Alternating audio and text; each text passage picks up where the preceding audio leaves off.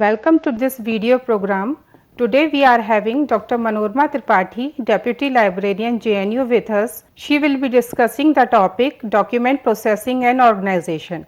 She will describe how documents are processed in libraries and how they are organized in the library after processing. Now we will ask Madam to give her presentation.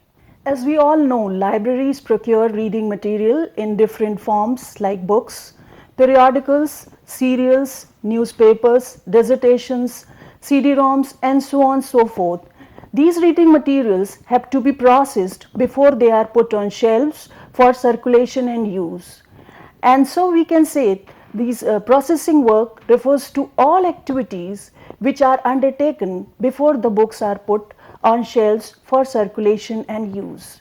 Now coming to what is the need of this processing work. This processing work helps in preparation of documents for use.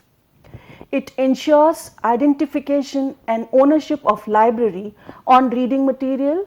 It also preserves and prolongs the shelf life of the documents. Processing work comprises two components. First, physical processing. Second component consists of further two parts, that is classification and cataloging. Now coming to physical processing of documents. As we know, the acquisition section is responsible for procuring all the documents of the library. As a book is received in the library, first it is verified with its bill.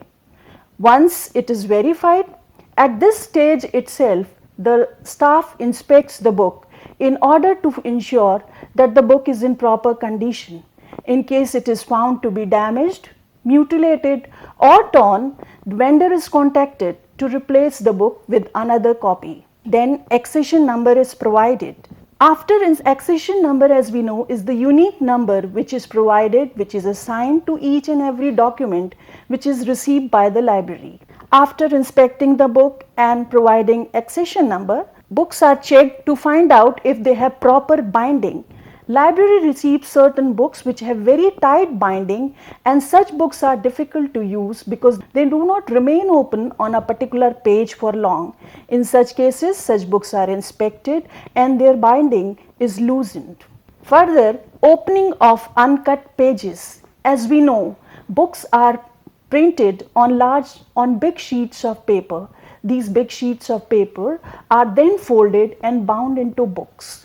Then naturally books folds are not open, they have to be trimmed in order to bound them into books.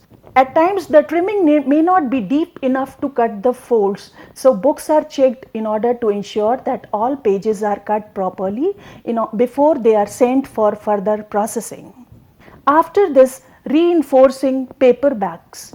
Books are received in libraries as hardbound or as paperbacks. Books with paperbacks, they are vulnerable to fast damage because of constant handling and use by the students. So these books, they are segregated and they are reinforced with simple paperboard bindings. Then identification of books. Libraries put simple labels in order to provide a simple form of identification on the books. This discourages theft by the students and further ensures that lost books are returned to the library. Stamping as proof of ownership. Libraries also stamp their books in order to show that books belong to the libraries. Books are stamped at different places. For instance, they are stamped on the title page, they are stamped at the back of the book, and libraries stamp them at a confidential page. For example, a library may stamp its book on page number 21 or 51. This libraries may decide this page number may vary from library to library. This is a new book which has been received by the library. Then it is stamped, you can see it is stamped on all the sides. Then this label is put in order to provide a proof of ownership. Then this is date slip which is put on the book. Name of the library is there, and when the book is issued to the student, the date of return is stamped over here. This book is stamped on page number 21 The libraries may decide to stamp it on any confidential page. Then the book is stamped at the back too. After this book cards are pasted on the book. This is known as book pocket. Book pocket is very essential because it holds the book card. Book cards are essential for when the books are issued to the students. Book cards are retained with the reader's ticket and the book is issued out. In some libraries, they may decide to put name of the library and name of the university on the book pocket itself. For example, this is a book from our Indira Gandhi National Open University Library, and you can see the book pocket, it bears the name of the university as well as name of the library. Once the physical processing of the book is over, the book is sent to technical section of the library for further processing the books technically. The technical section of the library does classification and cataloging of the new books. Classification, as you know, is a process of grouping together similar or like entities. It brings system and order among entities. And in library environment, classification is responsible for bringing organization, system among the books. Books are assigned a particular code or number according to a particular scheme of classification which a library uses, and that particular code or number represents the subject matter of that book, and books are arranged according to the subject matter of that book. For instance, all books belonging to economics will be kept together in a sequence, whereas all books belonging to some other subject, say science and technology, will be kept in a different sequence. So this is where a system is introduced by using classification or scheme of classification. General libraries like university libraries or school libraries which have collections spanning all subjects, they use schemes of classification like DDC or colon classification or Library of Congress classification. But libraries where collection belongs to a particular subject, they use special schemes of classification. Examples of special schemes of classification are, say, British scheme of education, London's scheme of classification for music, and so on so forth. So, in classifying a particular book, first its basic subject is decided upon. The basic subject of the book can be decided upon by looking at the title of the book or by looking at the contents page. In case the library professional has problem in deciding upon the basic subject of the book, help of the subject experts can be sought. Once the class number is formed, book number is added to the document by using author tables. So this way, after classification work is complete, the book is classified.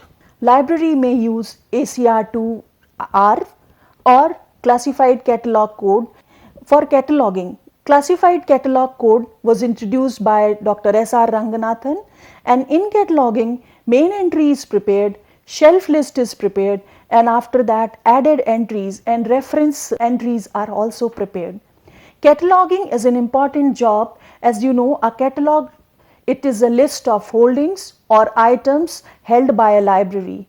It helps users in finding out what are the collection, what are the books which are available in the library on a particular subject by a particular author, what are the different editions of a particular book. So cataloging is very important. Then what are the different tools for cataloging? Library uses a catalog code. It may decide upon which a particular code has to be used, for example ACR2 or classified catalog code. Then list of subject headings has to be used, for example Library of Congress subject headings or Sayers subject headings.